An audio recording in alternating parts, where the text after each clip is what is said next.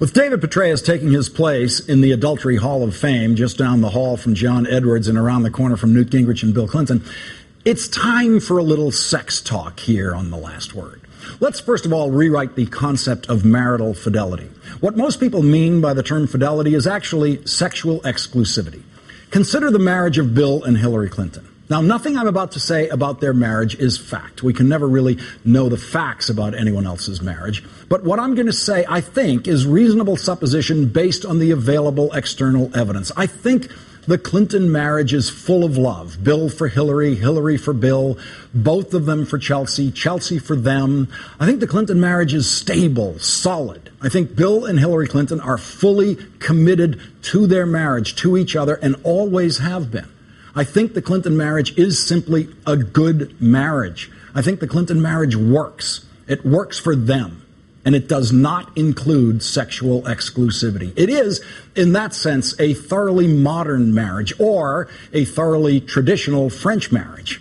To be faithful is something much larger than sexual exclusivity. Bill Clinton is a faithful family man. He is a faithful father to his daughter. And yes, he is a faithful husband to his wife, loyal to her, supportive of her, devoted to her, but he has not always been sexually exclusive to her.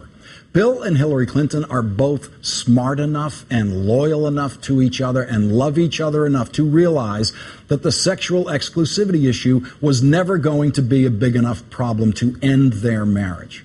Because they don't define marital fidelity as simply sexual exclusivity. And they're not the only ones. The Clintons obviously judge marital fidelity to be something much bigger than that, and their judgment has been proven right.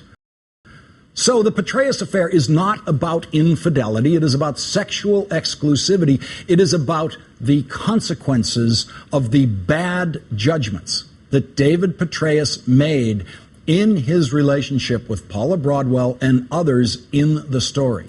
No adult in the 21st century should be shocked that either David Petraeus or Paula Broadwell had sex outside of their marriage. It happens. It happens all the time. And no adult in the 21st century should presume to guess how it happened in this case.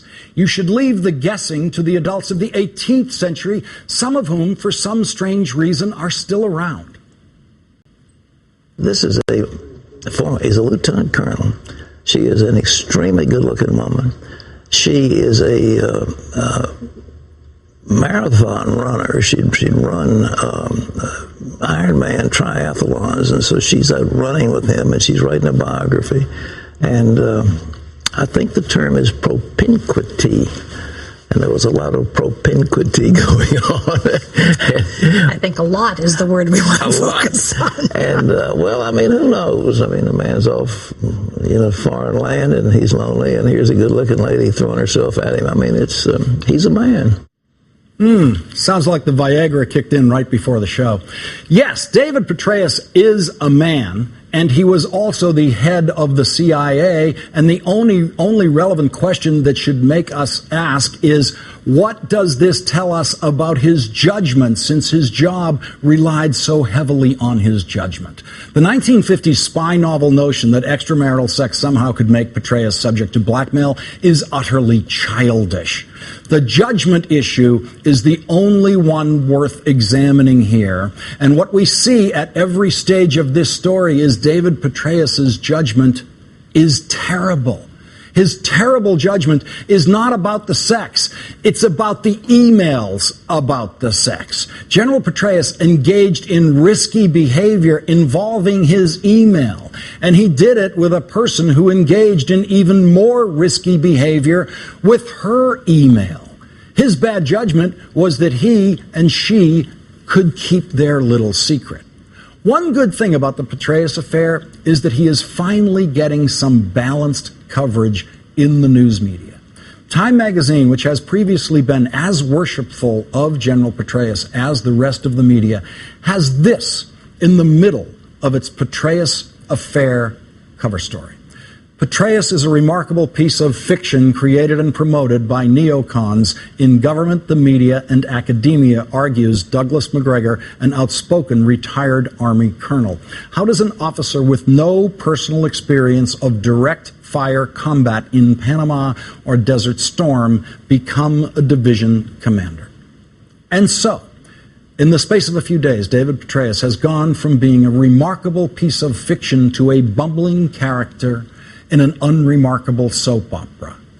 This is not a story about sex. It is a story about judgment. It is a story about a man's judgment, a man who had people's lives in his hands as a general and as CIA director. The question President Obama had to answer for himself last week was how much bad judgment was he willing to tolerate in his CIA director? And President Obama's answer was none.